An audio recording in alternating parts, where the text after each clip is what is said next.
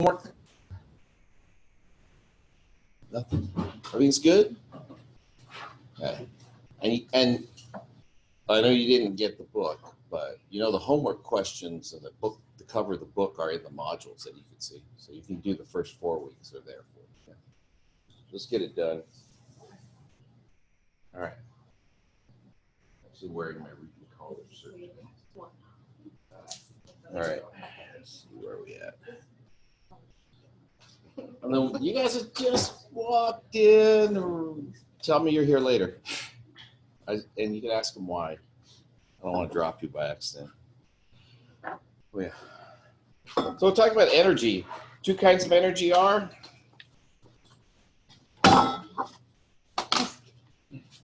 yikes. We're good. We're good. Well, you've got potential and stored. Potential stored, and kinetic is motion, right? We're good. So we're looking a little bit at the energy units and their conversions. And then we're going to do a bunch of problems. This is the math part of the chapter. I like saving it for a new day when I can. So I did. So here's some examples of energy units. This is a table 3.2. I think these are out of like the 4th edition of the book. So if you have that edition, that's mostly where the stuff comes from.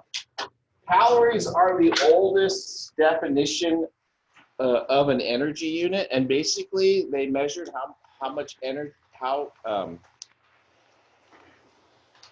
you say this? They measured how much energy it took to heat up water, 1 gram of water, 1 degree Celsius, right? Maybe 100 grams of water, 100 degrees Celsius. But what they found out is it was always the same number for water. So that energy unit for 1 gram became known as the calorie. So like historically, like the calorie that you eat is not the same calorie, okay? Historically, it was just defined as how much energy it took to heat up some water. And then it's been redefined since, but it's pretty close to the same meaning. There's also an SI unit called a joule. And it takes 4 joules to make up a calorie. So a joule is a smaller unit. It's a smaller, more refined unit than a calorie. And then your dietary calorie, there's 1,000 calories, right? This is the regular calorie that in a dietary calorie. Right? So it's a kcal is what it turns out to be. So when you see that little harmless candy bar that says 250 calories, that's 250,000 calories. It's a lot of energy. If you were to take that and burn it, right? Think about how much energy that would be. 200, you could heat up, let's see, 250 calories, 1,000. You could heat up a kilogram of water by 1 degree, more than 1 degree. 250 kilograms of water, 1 degree. That's your body, times 2. Because you weigh about probably 100 kilograms. So if you just burn the calories in 1 candy bar instantly, you'd have a fever. That's Celsius degrees, so we're talking like 4 degrees Celsius. That's a lot. There's a lot of energy in that little candy bar. Turns out there's enough energy in an M&M. You can walk about 100 meters in an M&M, or maybe just 1 M&M. So when you eat 1 M&M, that's fine. But if you eat a whole bag, you're gonna have to go around the track. Times. There's also a unit called a kilowatt hour, and that's how much energy is used in an hour, basically. You have kilowatts. So like a watt is what you like your standard light bulb. Right? If you burned it for an hour, that's the energy in terms of units of joules. So let's see what else we have. Yeah. So let's see. Anything else? I defined some of these things down below. So we'll do some conversions. We have 25 kilowatt hours. We want to go to joules. And as always, you map it out. Hopefully as always. And be good about writing out your units. You notice how I always write the top unit and the bottom unit. I've been going through the homework. I notice sometimes people don't write both the top unit and the bottom unit. They just write the one they want, and then they don't write the one they're going to cancel, and they just kind of assume it's okay. Don't do that, because you got to keep track of all these things, okay? So they'll write, I'll show you what they do. They do, well, what you do, not they. Okay? Not all of you, just saying. And I know where people get this habit from, but I see it all the time. They'll say, okay, I want to go from 25 kilowatt hours to joules, all right? And then, so I need to go look at my conversion, and I'll go back over here. And then it says 1 kilowatt hour is 3.6 times 10 to the 6th joules. So I'm going to write that down next to the problem.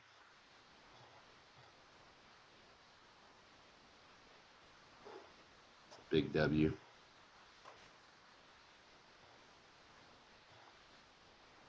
And then they'll start the problem like this, say 25 kilowatt hours. And then we have to, what do we want to get to cancel? Kilowatt hours, right? They're just going to write, people often just do this. Like, it's really hard to write this, just so we can always see it canceling out.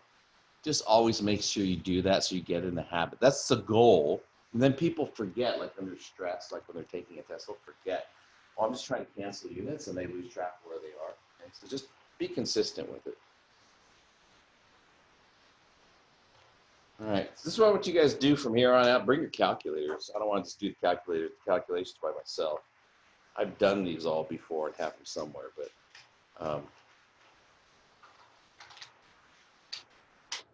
this is how we figure out if you have calculator problems. If you don't get the same answers I get, just talk to me, and in class, ask the questions.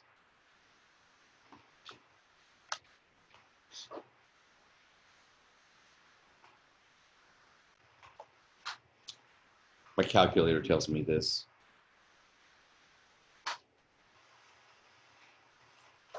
I gotta count them. 1, 2, 3, 4, 5, 6, 7. 1, 2, 5, 6. It gives me that. All right. You can try that. See what happens.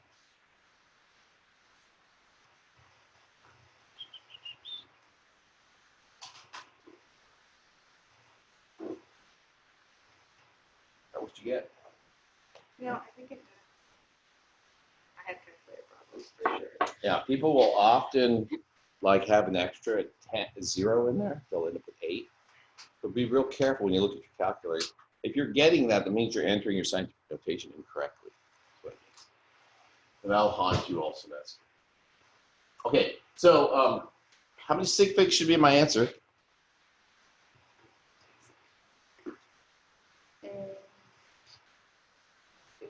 2, because I started with 2 here. The conversion, this one up here, okay, had 3 in it originally. This doesn't count, but it had 3 in it originally. I only wrote the 2 I needed, it turned out. And then the units that you end up with are joules. So that's the last significant figure. So now what you have to do is you have to write scientific notation. That's probably the best way to deal with it. So you'll say 9.0 times, and I counted 7 zeros, but we'll double check. 1, 2, 3, 4, 5, 6, 7. So times 10 to the 7 joules.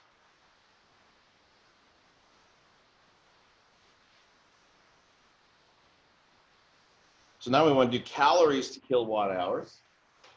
So I got to look up another conversion factor, right? But if I go like this, just write, mapping it out, 113 calories. Oops, and be careful, I just did a bad. I wrote it in uppercase, lowercase. C's are bad that way. And I want to go to kilowatt hours.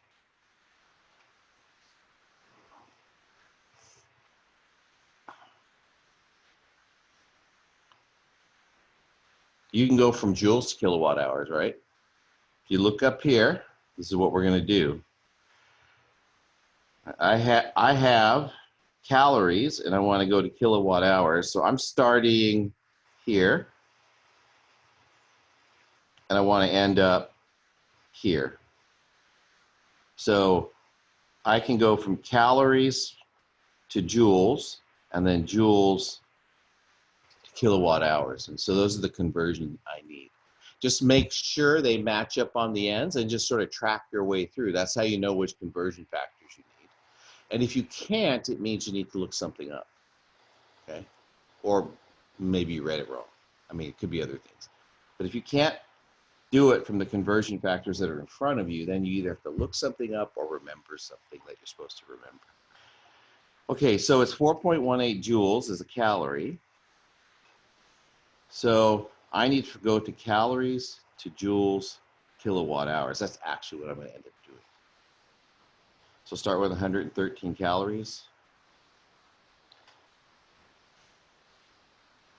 And go ahead and map it out, and then let me know if you have any trouble, and we'll do the calculation together. I put the 2 lines there already because I know I have 2 conversions, because I have both the calories to joules one, which you have on your paper, and joules to kilowatt hours. So I know there's 2 calculations already. You can just set it out and then fill it in.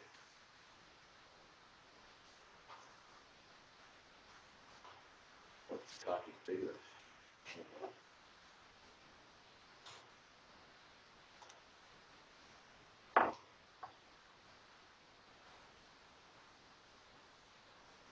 Railroad tracks.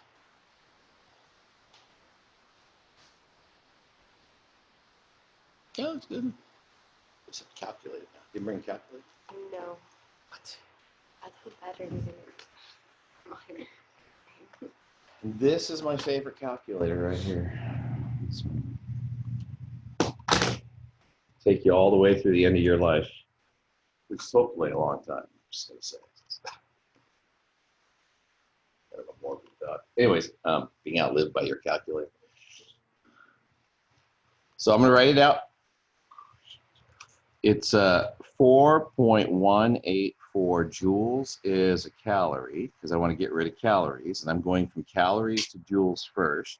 And now I'm going to do the 3.60 times 10 to the 6 joules is 1 kWh, like that. So now I can plug it into the calculator. The joules cancel, the kilowatt hours are left on top. That's what I was looking for. And I'm going to punch it in, and then you tell me what you got.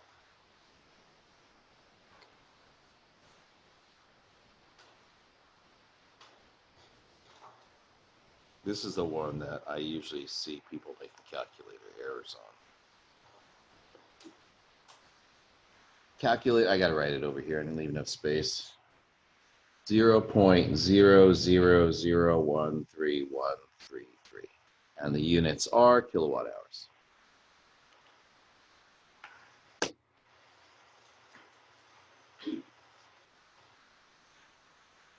That what you got? Yeah, a bunch of zeros and a 133. Yeah, good. How many sig figs? 3. So we're going to round it to 3 sig figs. That's this number here. So this will be 1.31, and now I have to count. 1, 2, 3, 4, 5. Oh, 3. Yeah, 3. Yeah. Oh, I went too far, huh? Got excited. 1, 2, 3, 4, like that. Times 10. So if you go to the right, exponent goes down, minus 4.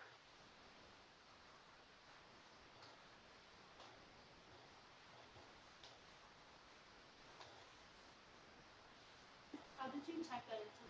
That's exactly a great question. I keep putting it in and they keep getting it. It's the same numbers, but they're all. Yeah, see this? See that dude there? You need parentheses, or you need to use. What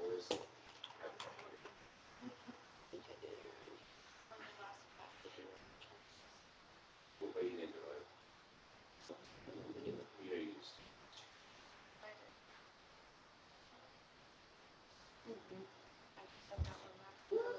There you go. So on your calculator though, if you use this, What edition is it? you don't have to do that. It'll hold the two numbers together. Okay. Okay on that? We'll do kilojoules to calories because it has a prefix conversion in it. So now I want to go kJs to cals. I go 44 kilojoules calories. It's a lowercase c.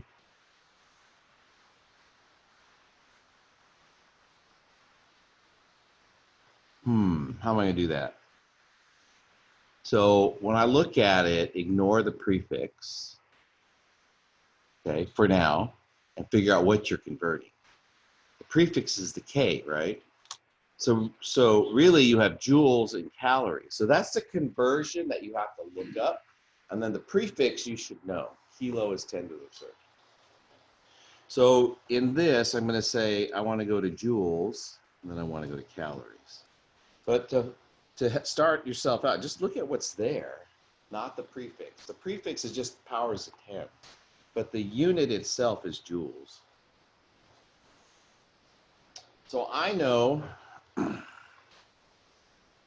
and see, 1 kilojoule, right, just as a reminder, is 10 to the third joules, like that. So I can write my conversion out as 44 kilojoules. And then I have 2 conversions, so I'm just going to make my space here. And then I'm going to write in kilojoule at the bottom and 10 to the third joules at the top. Now, if you want to, like I said, you can write it like this. It doesn't change the number, but that's how you enter it into your calculator most of the time. It's writing 1e 10 to the third, right? 1e3. So the next thing is joules. I need to get rid of joules. So I've done this part, this first part. I need to get to calories. So I need calories on the top. And it's 4.184 at the bottom for 1 calorie at the top. So 44 times 1e3 divided by 4.184. And I get 10516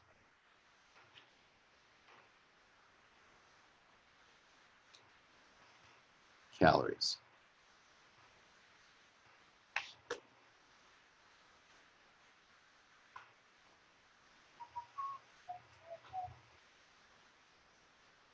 Two seconds.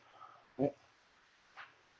Started with 2 and then, I mean, a lot of these conversion problems are the same as the starting number usually. So 44 is 2 sig figs, so that should be there. So I'm going to write 1.0 times 10 to the, and then you go to the left, 1, 2, 3, 4. I'm going to the left, so it's a positive number, calories. Oh, did I round it right? Huh? No, right? I get fixed. Go ahead and fix it. Like you see stuff like that, you know, fix it. Just say something. I haven't drank my first cup of coffee yet. And then I'm going to finish it. I'll be like, I need a second cup of coffee. Okay. So that's one aspect that we have to cover. And the other aspect we have to cover before we can really get into the calculations, is to talk about temperature and what temperature means. Okay. So there are a lot of words there. Temperature reflects the kinetic energy of the molecule. So the motion of the molecules, right? When we are measuring temperature, we're actually measuring the average motion of the molecule, average kinetic energy of the molecule. So if you have an object that's cold, right, the atoms and molecules that make it up are not vibrating very fast. When you heat it up, they have more energy, and so they have to move faster. Now, for a solid, like this coffee cup, when I put the coffee in here, right, it was cold, and then it got hot. So what actually happens, even though nothing happens like when you look at it, the molecules on the inside can begin to vibrate. Okay, and the hotter it gets, the faster they'll move. So there's a couple of units that we commonly measure temperature in. Everybody's favorite is, probably Fahrenheit in the United States, right? In the scientific community, it's probably Celsius, and then there's a SI system unit called Kelvin. Okay, so between Celsius and Kelvin, the conversion is really easy. The degrees in Kelvin is equal to the degrees in Celsius plus 273.15. And I only add the 0.15 in case you ever have to do like a calculation with more sig figs. For the most part, 273 is 3 sig figs. For the most part, you're pretty good with that. Okay. So when you look in your book, it might say 273 instead of 273.15, or it might just say 273.2. Those are just all rounded versions of the same number.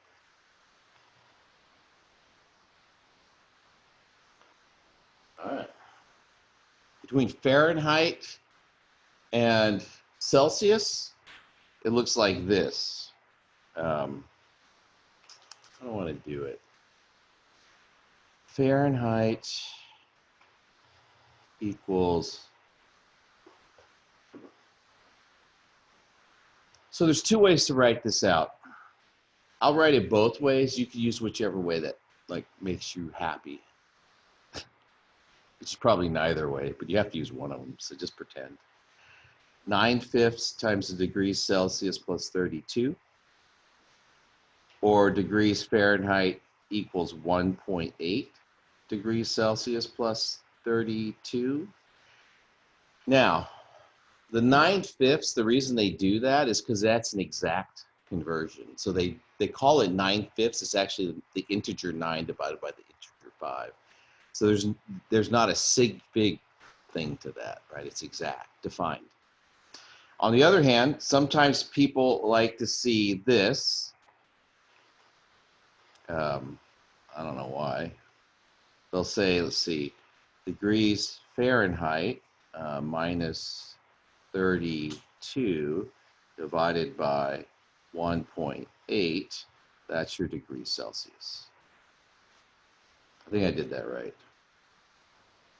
I almost always just rearrange it. I use the top one. Or the middle one, sorry, the middle one. Okay. So if you want to go from Fahrenheit, you can use the top. From Fahrenheit, you use the bottom equation. If you want to go from Celsius, you use the top equation. Then you can get Fahrenheit out of that. Okay. Now, really, these are just mathematical equations relating the two. I want you to get an idea of what the numbers actually mean. If you can see this clearly enough.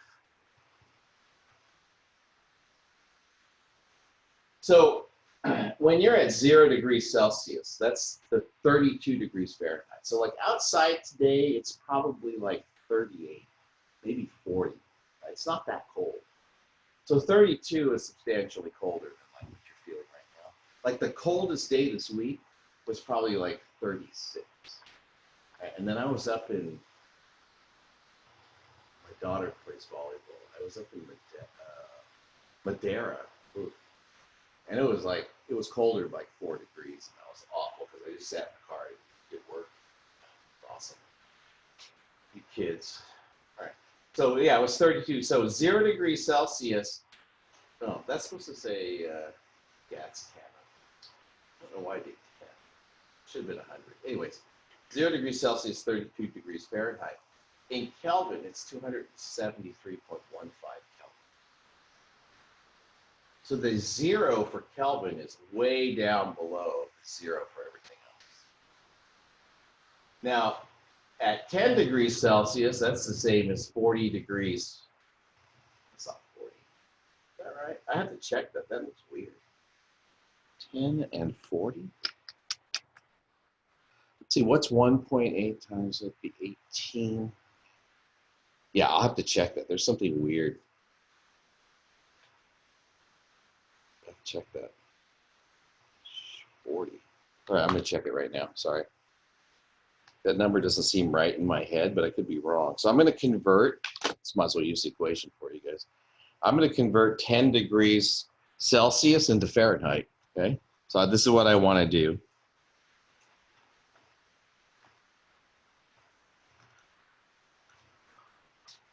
So I'm going to start with Celsius. So I'm going to say degrees Fahrenheit equals 1.8. Oh, it is right. Times 10. And you can leave the units off on this. This is one of the things I hate about equations. Sometimes you just leave the units off. Plus 32. This will be 18. Oh, it isn't right. Plus 32. What's that come out to? 50. Yeah. I'm looking at 40 going, that can't be right. This is 50 on here. So that's 50. That comes out to be 50 degrees Fahrenheit. Okay. All right. So going from 0 to 10 degrees Celsius goes from 32 to 50 degrees Fahrenheit. You notice this difference here is a lot bigger in terms of numbers. That's because a degree Fahrenheit, right? It takes 1.8 degrees of Celsius to make a degree of to convert to Fahrenheit. So this scales it to be a bigger number. But in terms of Kelvin, the difference between Celsius and Kelvin, right? Because if you look at this equation, there's not a factor over here. The size of the degree is exactly the same. So when you go up 10 degrees in Celsius, you go up 10 degrees in Kelvin as well. So the change in temperature, the number is exactly the same. Now, the Celsius, Kelvin scale has another name. It's like, why do they even have this scale over here, right? Why do they have that scale? Does anybody know what the significance of the Kelvin scale is? Have you ever heard the term absolute zero? Absolute zero. So like if you go into outer space, where no one can hear you scream, right? You heard that? Sorry, it's from a movie. If you go into outer space, the temperature is very close to 0 degrees Kelvin. And the reason for that is there's nothing out there. There's no particles, there's nothing, there's no bouncing, no kinetic energy out there. So it's the coldest anything can get is 0 degrees Kelvin. So you think about, oh, you need notes? Yeah. Oh, These are the notes from the other day. You don't have the ones, were you missing now the other day? Oh, that's from the other day? Oh, no. Yeah, it's a continuation. I got piles of notes. All right, yeah, so the coldest you can get is 0 degrees Kelvin. If you lower the temperature of an object, I mean, you think, a lot of times you think, I can just keep making things colder and colder and colder. It's the point at which you pull all the kinetic energy out of the system. So literally, I talk about molecules and atoms vibrating in the cup. When you get to 0 degrees Kelvin, it all stops and weird things happen. Like lots of weird predictions have been shown to be true about what happens at 0 degrees Kelvin. Well, okay, so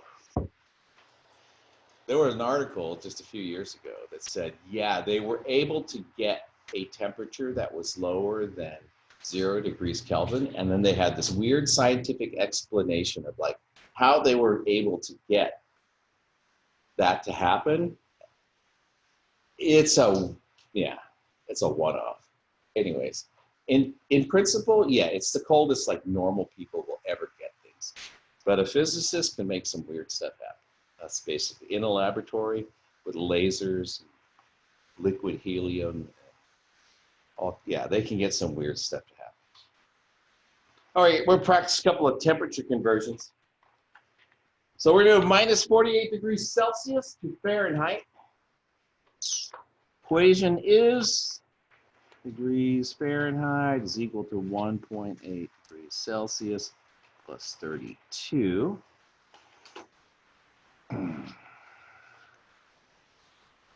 So we're going to go, what? Degrees Fahrenheit equals 1.8 times minus 48 plus 32. Plug that into your calculator.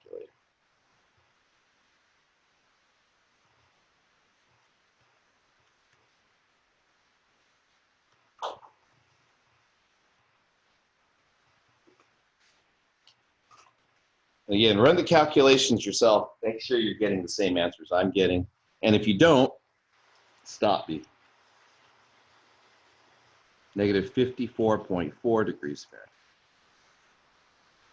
So minus 48 degrees Celsius is pretty cold, right?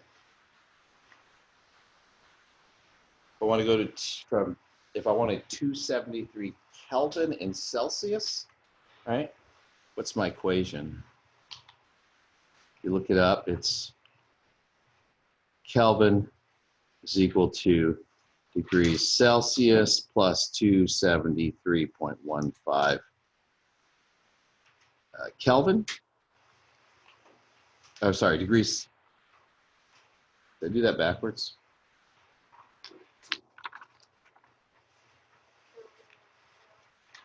Did I write it that way the first time? Did I do that right there? Yeah, that's right. Sorry.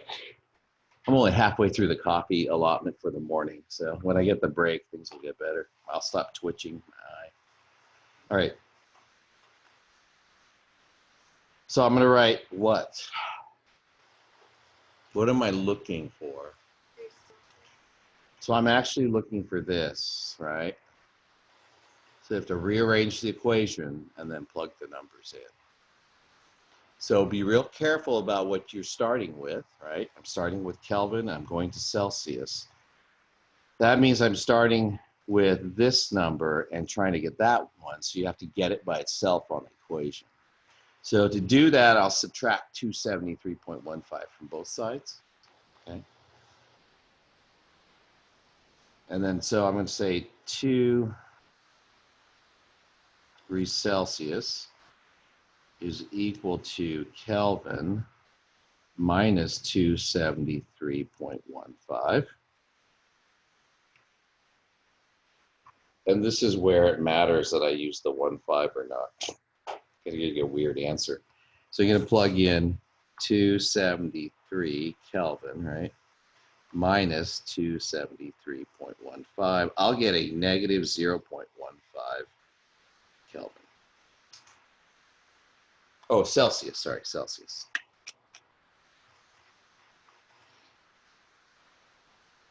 I guess it's not a weird one. I thought I was getting negative Kelvin for a second. Okay. Questions? You have to do a little bit of rearranging of equations in order to make it work. Right? But yeah, to isolate the Celsius by itself, I had to subtract 273 from both sides. And I just flipped it around because of the equation. Now I want to do Fahrenheit to Celsius.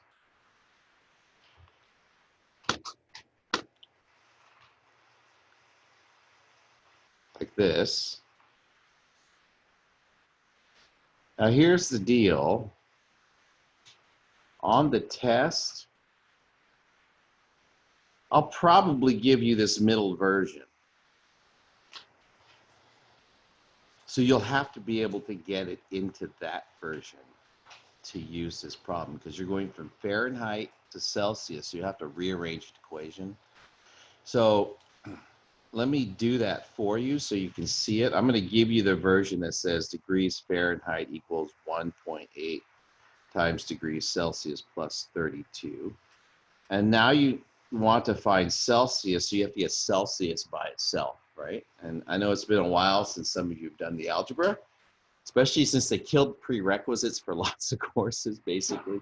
So I'm just going to review it real quick. I'm going to do it one time, and then after that, if you still have problems, just keep coming to me, and we'll keep working on it. Okay, we'll get it straightened out.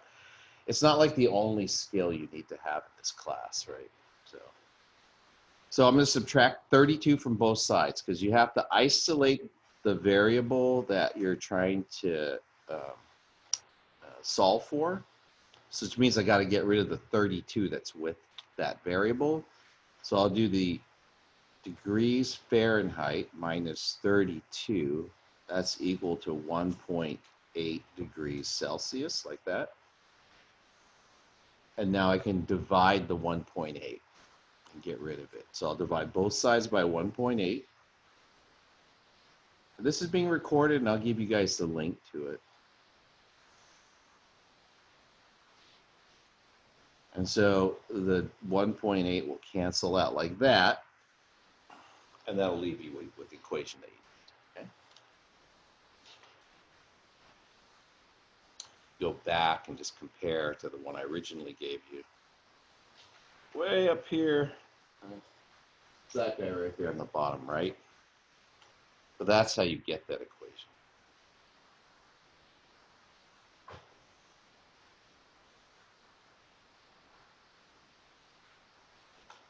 Okay, so degrees Celsius equals degrees Fahrenheit minus 32 divided by 1.8. Now that all that's really left is to plug in the numbers and do the calculation, right? So this is going to be 102 minus 32 divided by 1.8. So 102 minus 32.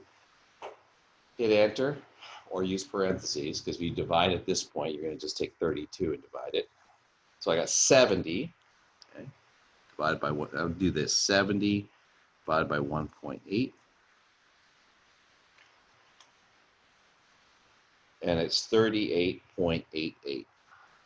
So we'll call that 38.8 degrees Celsius.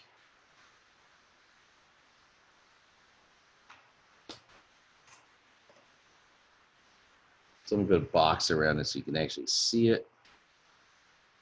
Okay. Could also make it bigger, huh? The easy to read version.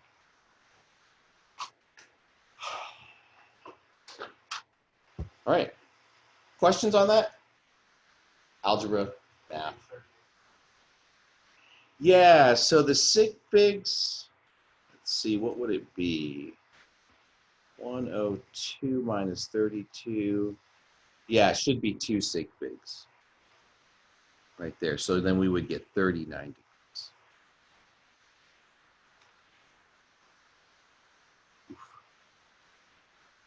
I have to take a phone call. It's related to my mom. Hang on. Hello.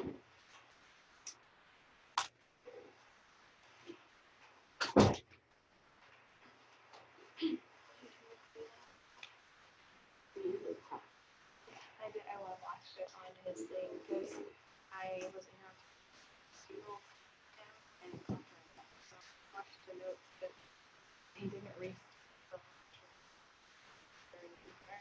one page and it's your fault you didn't copy it. Yeah, like I thought you would do and then watch him do other things.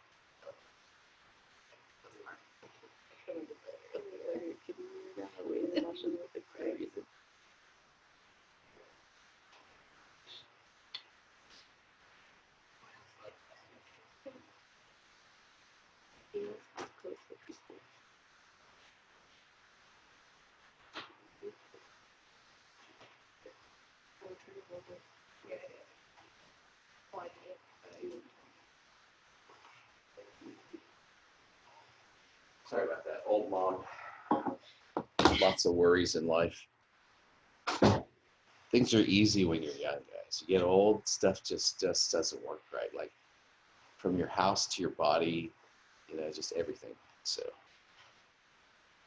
and by the way, this is what I mean by, if you expect like something that's like semi-emergency, you can leave your phone on. I think I've said this before. I don't care.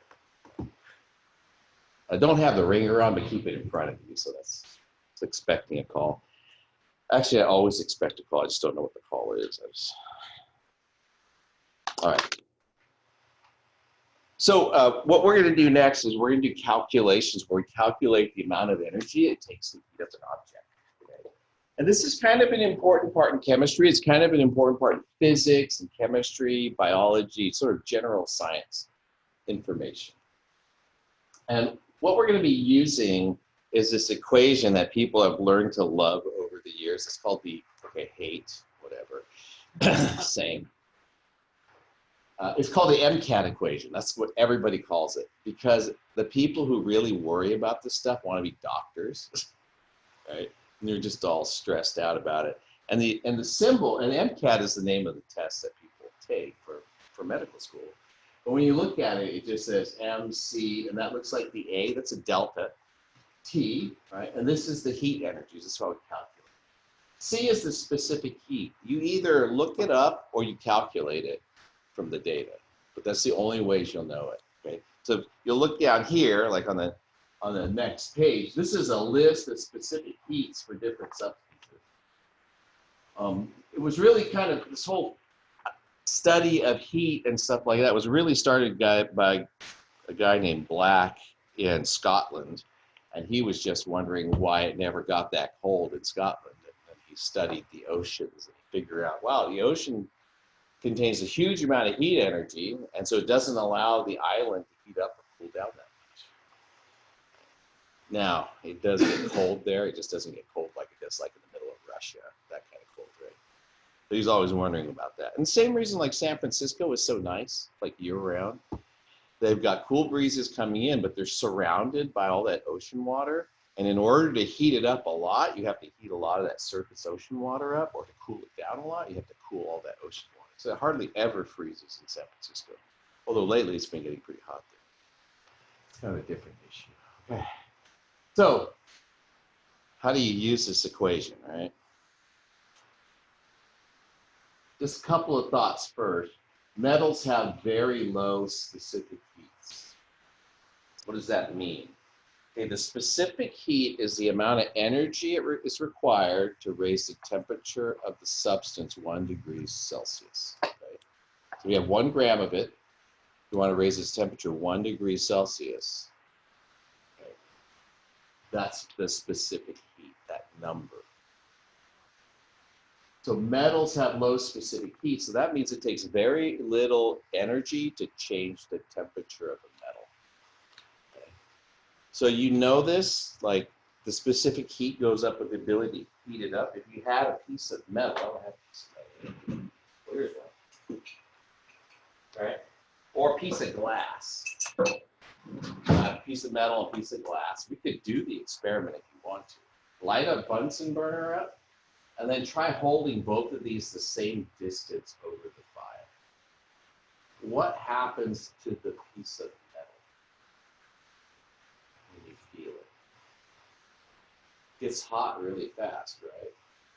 Think about that. Like you can even feel the difference in specific heats by holding them. So like grab the glass, right? And grab the metal. Now they fit both, that one feels really, the metal feels really cold, right? But now how does it feel already? It's warm, the glass is cold, right? It takes and that's just the heat energy from her body. It takes very little energy to heat up metal, and so it has a low specific heat. Things like glass are better at insulating, right? And so it takes more energy to heat them up. So that's why when you grab a piece of metal and you grab a piece of glass, the metal warms up really fast, but the glass feels cold to the touch for a long time. Now, sand is what? You guys know what they make sand into? They make it into glass, right? So when you go to the beach and the sun's hitting the surface of the beach, and then you're walking across the surface, what do you feel? Your feet get really hot, right? So what do? You either run, or you just bury your feet a couple of inches underneath the sand, and it's already cool just an inch or two underneath the surface of the sand. The reason for that is the sun is driving energy into the sand because it has a high specific heat. It takes a lot of energy to heat it up. So the top layer heats up, but the bottom layer doesn't. That's why you can just put your feet into the sand and it feels cool again. Okay. All right. Let's do some calculations, okay? Oh, I didn't leave enough space for that guy there. Says, how much heat is required to raise the temperature of an 85-gram sample of water from 32 degrees Celsius to 65? A lot of information in this problem, right? So this is what I always tell people to do. First, write the equation. Take it. You're not going to use it for a while? Yeah, maybe an hour. Sure, I'll read it. You ran out of things, or you wanted to? I was just going to steal some. Yeah, just take the whole thing and yeah, and then just leave it inside the door when you're done. And then if I need it, I'll come steal it from you. Yeah, that's fine. It's a lot of information in this problem. So I always tell people, first thing to do, like divide and conquer. Write out the equation and then look for the bits of information that are in the question and in the equation.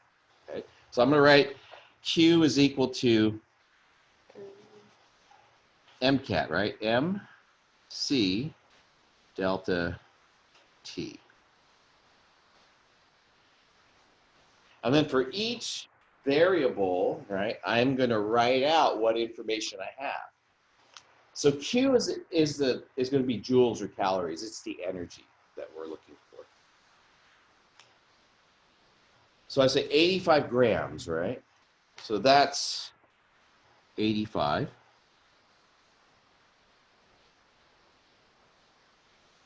And delta T, that's the change in temperature. And the change is always calculated as the final temperature minus the initial temperature. Right? So if the temperature goes up, it's a positive number. And if the temperature goes down, it's a negative number. So delta T, I'll write that here.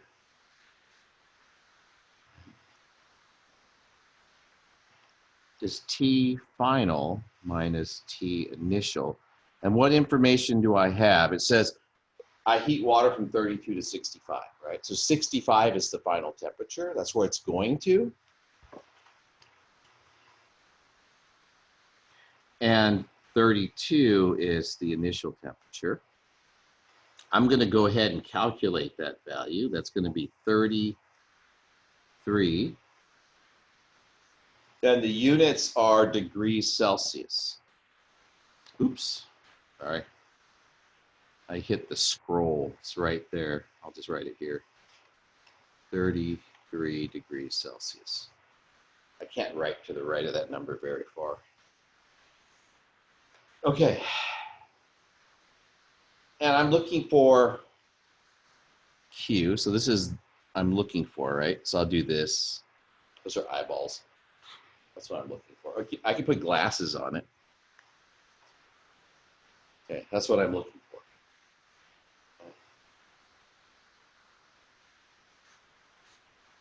What else, other information do I need? All right. I don't have, yeah, I need the C, so I have to look it up, and that's why this table's over here. So the specific heat of water, and I want the answer in joules. So you have to look it up. Where's water? Water's here, right? But this is solid, this is liquid, and this is gas. So I'm looking for this number here, 4.184. So this is 4.184. And at the top of this column, it gives the units as joules per gram degree Celsius. So it's a more complicated unit than you've seen before. Joules per gram degree Celsius, like that. So I have all the information I need to do the calculation now. I have the mass, I have the specific heat, and I have the change in temperature. Okay. Now, I don't need to solve the equation, but this is the steps that we're going through. So all we have to do is plug the numbers in and calculate. So I'm going to rewrite the whole thing together, and I'll show you how the units cancel out. And I want to see you guys canceling units out, so write it out all the time. 85 grams times 4.184 joules. Now, when you see this unit that looks like a fraction here, right, you could think of it like this.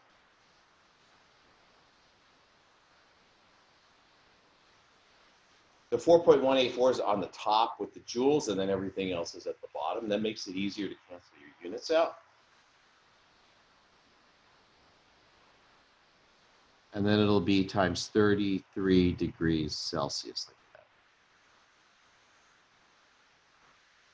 So what cancels then, I can cancel the grams, I can cancel the degrees Celsius, and I'm left with the units of joules. The only thing that's left is this guy here. So I can plug it in and get the amount of energy it takes to heat that much water up. So 85 times 4.184 times 33. So I get 11,736. Do this, I'll do a pen. It's blue. 11,736 joules.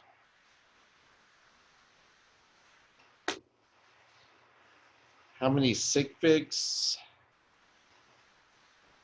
2, right? If you look at the mass is 2, the temperature ends up being 2, so it'll be 2 sig figs.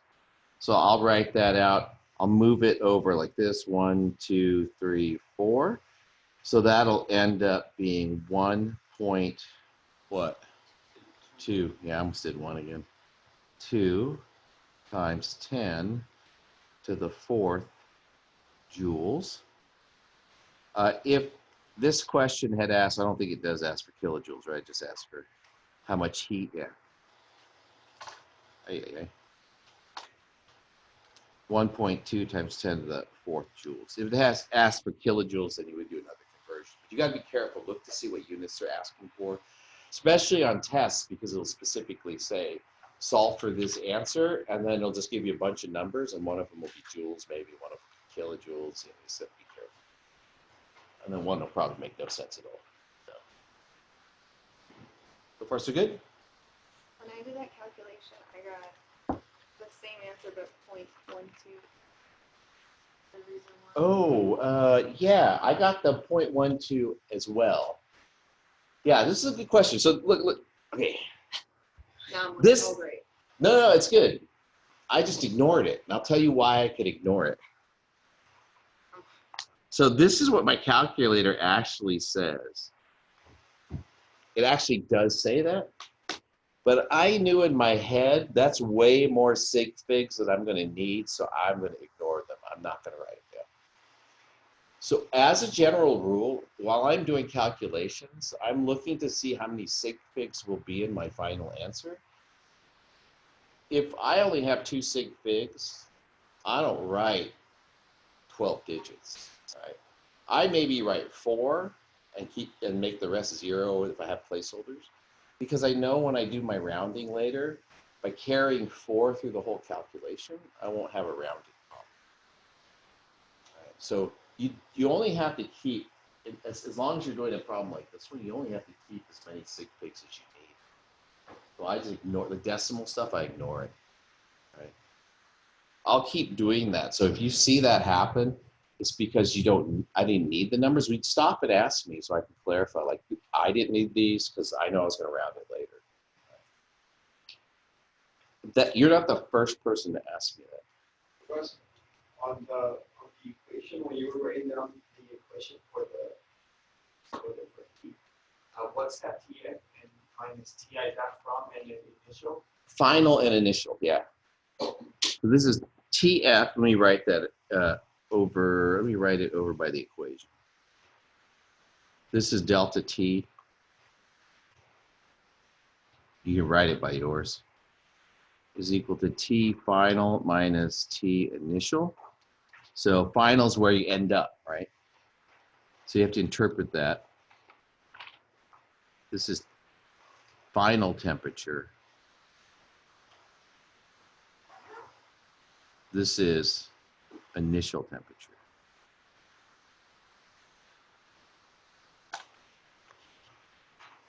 If you manage to switch those two numbers, like you're reading the question, you're in a hurry. Let's say you're at test, right? Like you will be eventually. But let's say you're in a test and you're in a hurry. All the switching of the numbers does is change the sign. Okay.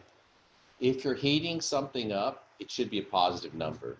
So if you switch the two numbers around and you get a negative, and you say, well, I'm heating it up, it should be more energy, then you just go back and you look at your sign and then you change it. All right. You don't even have to redo the calculation. Exact same number, different sign. That's all it means. If you cool something down, then because you're going from a high to a low, it ends up to be a negative change in energy. Q is the amount of energy that either it gains or it loses. Okay. All right, try this one, and I'll walk around. It says, I'll read it out, and we'll identify it, and I'll let you guys kind of to work it out. And then I'll check you guys. I'll go around the room and check you guys. And you can work on the next one too, if you'd like. They're actually worked out on your slide in real tiny print. I don't know if you can actually read it on yours. But I didn't want to like give you the answer, but I wanted you to have it. So go ahead and try working it out and see what you get. But we have an MCAT equation. Q is equal to MC delta T. It says 89 joules of heat. So heat, this is Q. So this is 89 joules, okay? And added to pure gold with a mass of 12 grams, so that's 12 grams. What is the temperature change? So they want to know delta T.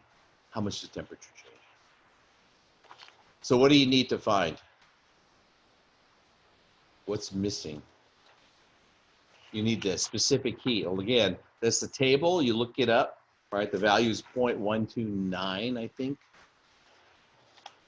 And then you also have to solve for delta T. So go ahead and try to work that out. And let me check your work as I go around the room.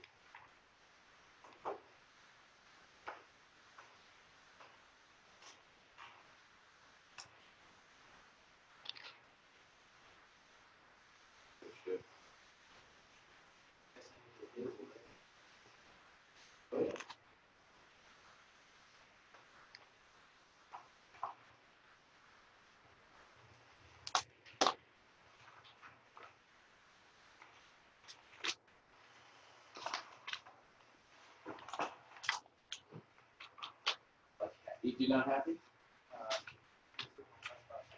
Yeah. Okay. All right. Let's say this.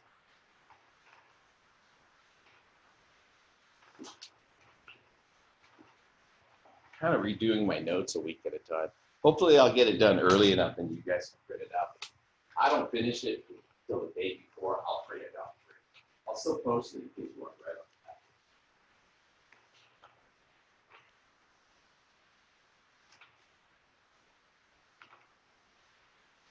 It's the goal, right? Yeah. And there's a couple of values with joules and calories. Your energy is joules.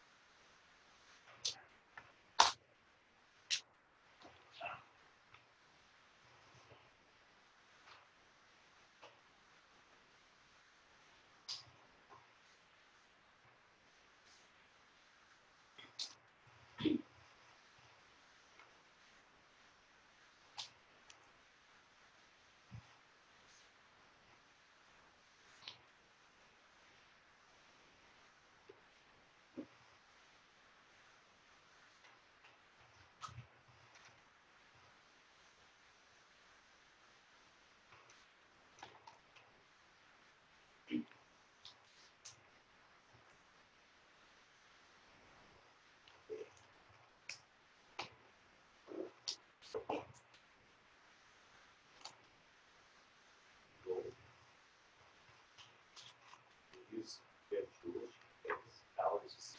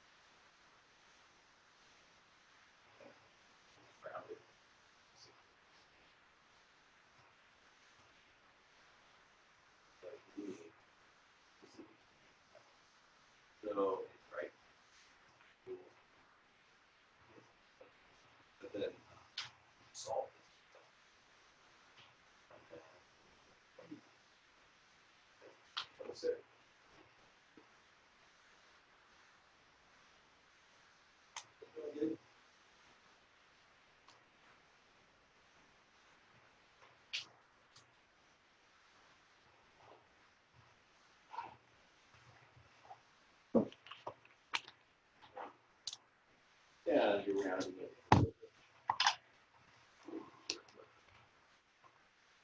Well, if it looks like this, that's why I made it so small. So people can look at it.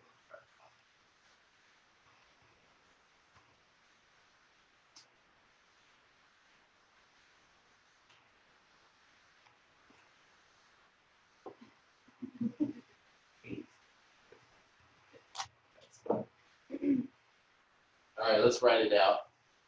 Looks like everybody's gotten it for the most part, or at least is well on their way. So I need to solve for delta t. So again, I'm going to do this because people may have forgotten. I want to get this by itself, which means I have to divide through by m and c. So that means I'm going to divide through by m and c on both sides. This will cancel on this side. So that leaves me delta t is equal to q over mc. And so now I can just plug numbers in. So for Q, I'm going to plug in 89 joules. For M, I'm going to put in 12 grams.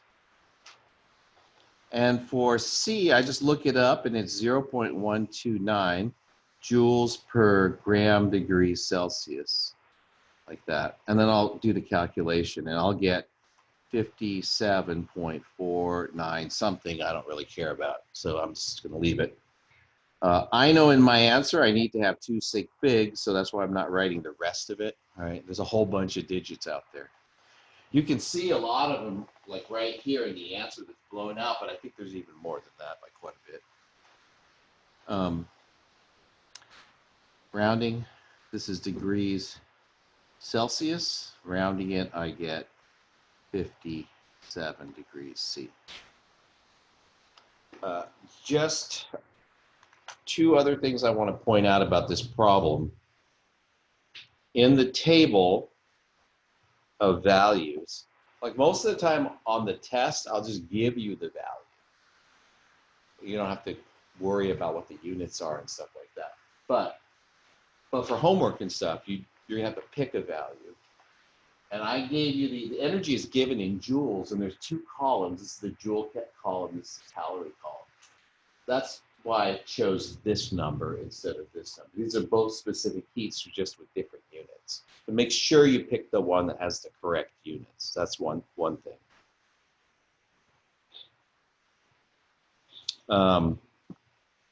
What's the other thing I wanted to say? I had 2 things in my head. Probably the more important thing, of course. Oh yeah, how the units cancel out. Because it's kind of like magic that it ended up being this way. Now, I will just tell you up front, if you set it up correctly every time, the units will work out every time, okay? But just to show you how the units cancel out,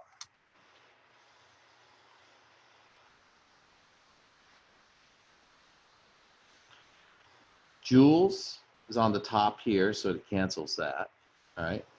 Grams is multiplied across from left to right here, so that'll cancel out. So what you actually end up with for units on this is this, 1 over, because the joules canceled, right, 1 over degrees Celsius. Yeah, so it flips over and goes to the top, right? So I forget how there's a phrase they used to say in math that 1 over, I don't know. All right, let's do another one. So let's, again, write it out, MCAT. Oops, change color of the pen.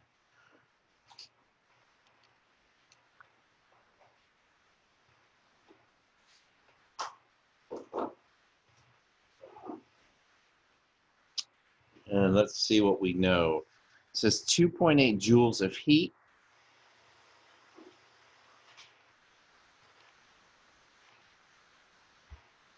are added to 5.6 grams of metal. Its temperature rises by 3.9 degrees Celsius. So this temperature rises is a change in temperature. Right? It's not the temperature, it's a change in temperature. 3.9 degrees Celsius. Are these data consistent with gold? And so the way you do this kind of problem, right? What's the only thing that's missing?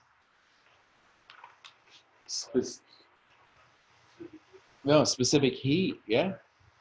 And so you can solve this one, this calculation is an example of something where you calculate the specific heat and then you compare it to the value for gold. That's how you can check it. Okay. So we would take and solve for C. I'll do the math over here. So I want C by itself, so I'm going to divide by M and delta T. Then M cancels, delta T cancels. I have C by itself, so C is equal to Q divided by M times delta T, like that. So you can plug those values in, calculate it, and then compare it to the values from the table. And you know, if it was given in calories, you compare the one column. If it's given in joules, you compare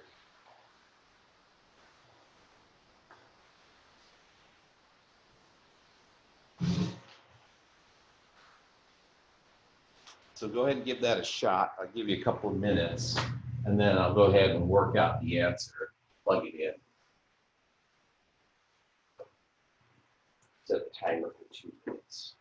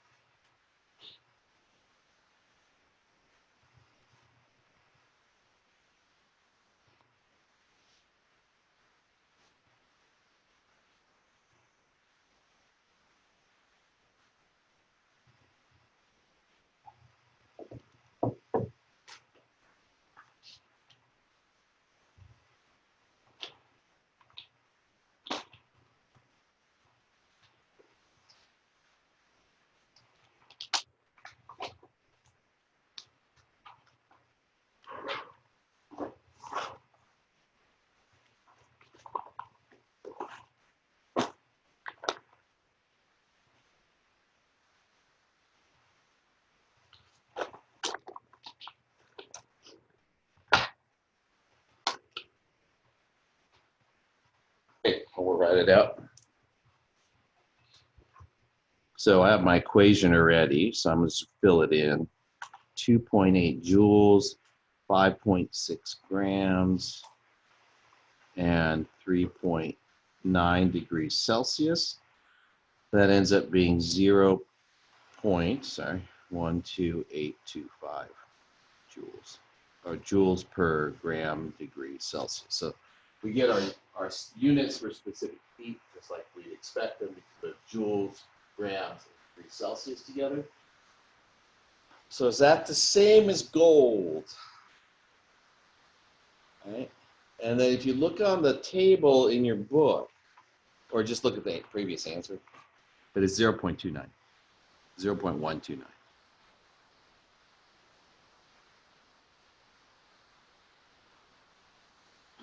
Are they the same? How do you know? Yeah, I would say they probably are. You go by sig figs. So when you round this number, all right, you have 2 sig figs in the answer. You get 0.13. If you look at this as 2 sig figs, it would be 0.13. So that's how you do your comparison. Like if you don't use sig figs, I mean, how many digits do you compare? Right? Does it have to be exactly right all the way out 12 places? It doesn't have to be, just to the sig figs of the problem.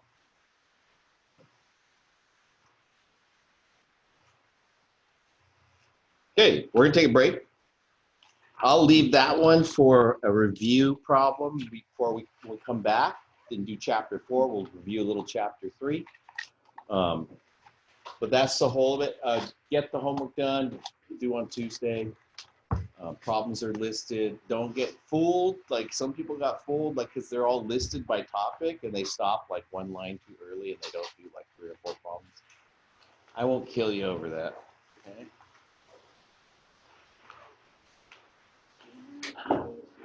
So yeah, let's do a 10-minute break and then we'll start lab. And then you have to turn your pre-labs in. That's the normal.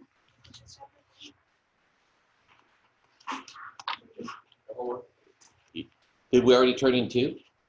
1 or 2. Yeah, that was the first one. Oh. Oh no. Was I supposed to cover chapter 4 this week? No. Thank God. Yeah. Oh, look at the schedule, and it says what we cover each week, and then the following week, that's what's due. And so, like today, let's say I didn't get through like this stuff, I would say, okay, save that for the next one. Topics, specific heat, save it for the next. I would just say that. Yeah. So if you're keeping up the whole time, you should only have like 1 or 2 sections of problems to do today, and then you're done. It's not horrible. I'm just citing my homework because I'm like done already. Okay, sounds good. All right, take a break, guys. We don't have to all talk. Yeah. Oh no, I didn't. Oh yeah, because you want to have some conversation about me when I leave. No. I do need to You know get. that how easy it was to find your recording up for Tuesday? I just Googled Dr. K. Oh.